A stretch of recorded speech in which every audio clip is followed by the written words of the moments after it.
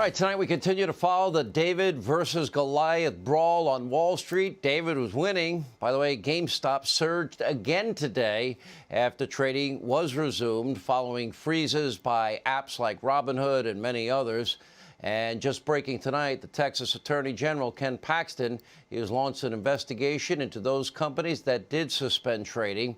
Now, as we have explained, a group of retail investors, they banded together and they bought GameStop, AMC, BlackBerry, and others, then forcing major Wall Street hedge funds who like to sell short, heavily shorting these stocks, which, by the way, historically can hurt companies, to buy up shares and try and cover their losses in something called a short squeeze, ultimately costing them billions. Now it's being framed by many as a full-fledged populist uprising against financial power centers. It is raising concerns about dangerous pump and dump schemes like that which was chronicled in the 2013 film The Wolf of Wall Street. Joining us now, the man who inspired that movie, former stockbroker and author and motivational speaker, Jordan Belfort, is with us. Jordan, sell me this pen. Sell me that pen. My first question. How about you, Sean? First.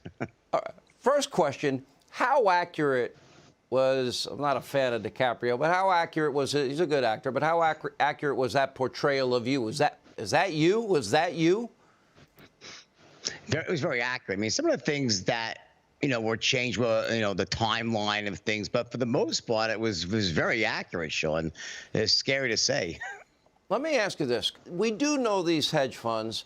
Most people think the stock market is you buy a stock, you hope the price is going to go up, and you watch your portfolio grow. Okay.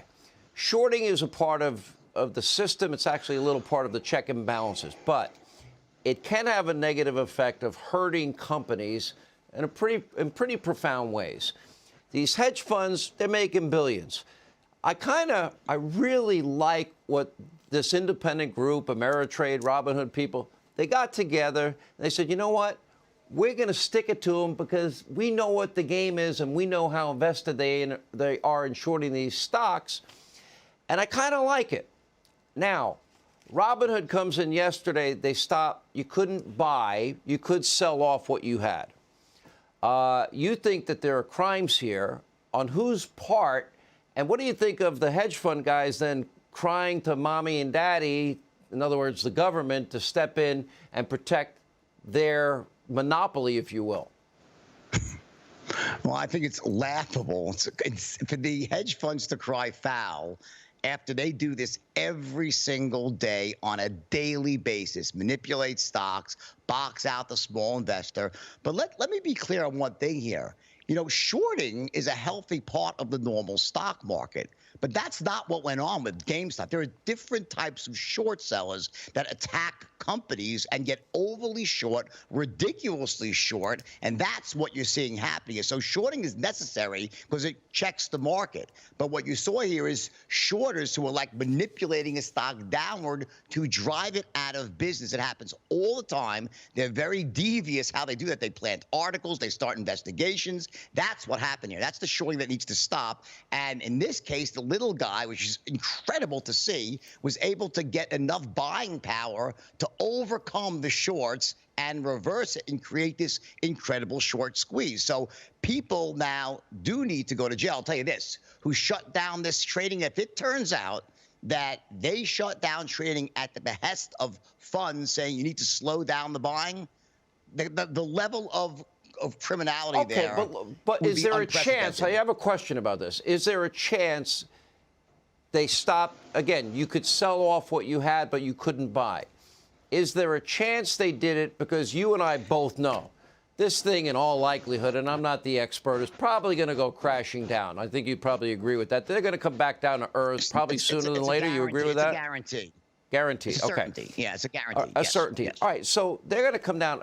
Did they maybe make the decision, and possibly it could be for the reason you state, they colluded with the hedge funds, or did they know that maybe people that would buy in at this high number, 400, 300, were going to lose money, and maybe they could have just put a warning, this stock is likely going to dive down fast, They could have done that instead. But do you think they might have done it to protect people from buying in at this high price?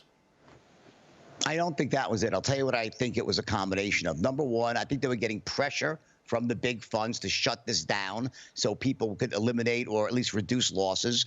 But another factor here is that Robinhood did have and does still have massive exposure, because when this thing does unravel, very often it's the brokerage firms and these clearing brokers that get caught holding the bag for all the unclaimed losses. Other words, people lose more than they have in their account, and it could drive someone out of business. So my first instinct when I heard this, like, okay, I get it. They slowed down trading. They should have never suspended trading. They should have increased the margin. It would have been a much smarter way to do that. You could have slowed things down like that. To stop trading altogether, that was a sign that there is something a bit more nefarious going on here. So I believe now that I looked at the whole thing, that they were under pressure to stop trading on the upside. And I think, by the way, the shorts are still short, so it's not over yet. And that's why they shut it down, because they could have just slowed down by increasing margin, meaning less borrowing ability. That would have done the same thing. I love what they did. Everyone's accounts. I love what the guys did. I really do. I like the little guy fighting back. All right, Jordan, thank you. Appreciate it. Thank you very much.